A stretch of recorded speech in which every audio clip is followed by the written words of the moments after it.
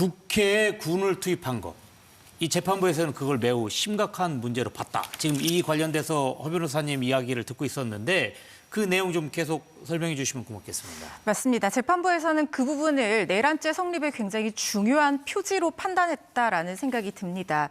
그러니까 아까 말씀드린 것에서 연결해서 설명을 드리자면 지금 절차적인 어떤 형식적인 실체적인 요건 성립 여부에 대해서 판단을 하는 것은 내란죄의 기준으로 삼는 것에 온당하지 못하다. 왜냐하면 이것은 어쨌든 비상계엄이라는 것이 대통령의 고유한 행사, 권한 행사에 해당할 여지가 있고 이걸 사법심사의 대상으로 섣불리 삼았다가는 그 권한 행사 자체가 위축될 가능성이 있기 때문에 어디까지 절차적 요건을 갖춰야 되는 것인지 섣불리 판단하기 어렵고 그것을 중요한 구성 표지로 판단하기도 어렵다라고 얘기를 했습니다. 그렇지만 그럼에도 불구하고 이 비상계엄이 선포로도 할 수 없는, 비상계엄으로도 할 수 없는 행위를 예정하거나 목적하거나 실질적인 행위에 나아갔다고 하면 그것은 곧 내란죄에 있어서 국헌 문란 목적을 인정을 할 수가 있고 구성 요건에 만족하는 표지로서 기능한다라고 판단한 것으로 보이는데요.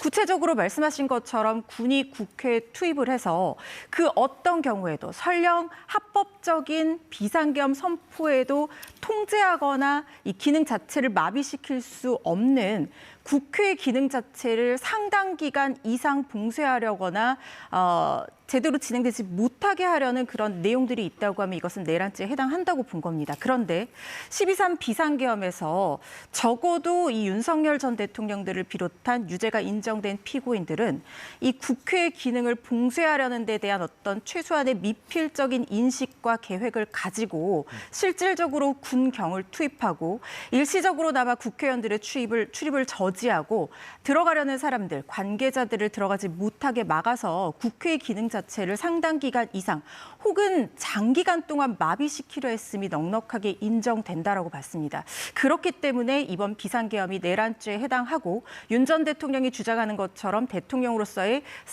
고유의 어떤 권한 행사로서 정당성이 결여됐다라고 판단을 하면서 유죄 선고로 이어진 것으로 보입니다. 네.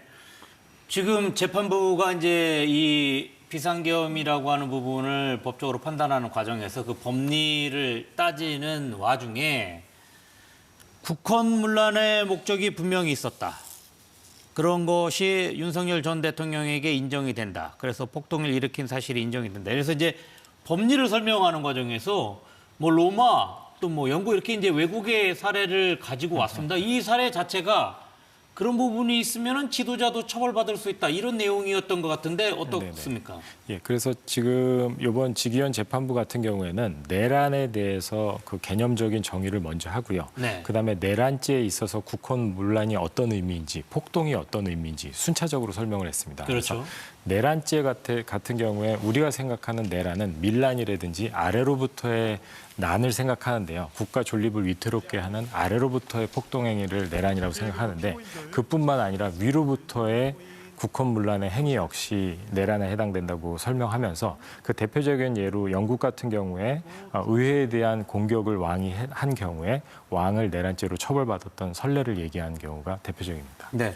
자, 그러면은 이제 저희가 이제 가장 핵심이고 해서 또 중요해서 여쭤보는 건데, 허 변호사님, 지금 내란 우두머리와 관련돼서 성립했어요.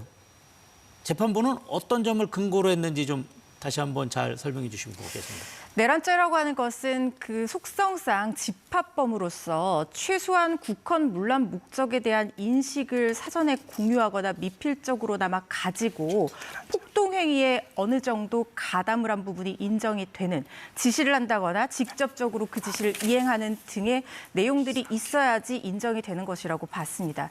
그런데 윤석열 전 대통령은 대통령으로서 김용현 전 장관과 모의해서 물론 명분 자체는 거대 야당의 탄핵이라든가 아니면은 예산권을 마음대로 휘두르는 듯한 어떤 폭거 행위에 맞서서 어떤 행동을 해야겠다라고 결심을 했지만 그 선택한 방법 자체가 국헌 문란의 목적을 가진 위법한 그리고 위헌적인 방법으로서의 비상계엄을 선포를 하게 됐다라고 봤고 이 과정 중에서 우두머리로서 그러니까 대통령의 지위에서 실질적으로 대통령만이 행사할 수 있는 비상계엄 선포라는 권한 자체를 방법으로 동원해서 실제로 선포를 하고 포고령을 공고를 하고 그 이후에 각종 지시들에 직간접적으로 가담한 점이 인정이 됐다라고 봤기 때문에 내란죄에 있어서 사실상 최고 지위에 있는 권한자로서 그 권한을 이용해서 자신의 지휘를 받는 사람들에게 지시를 실질적으로 하달했고 이런 점들이 모두 우두머리 행위로서 구별 표지가 된다고 봤고요. 이 부분들이 유죄 인정의 근거가 된 것으로 보입니다. 자, 그런데 이 과정에서 재판부는 윤석열 전 대통령이 비상계엄을 선포했는데 이 비상계엄 선포가 바로 내란과 연결되는 것은 아니다 이렇게 판단했어요. 네네. 이건 뭡니까?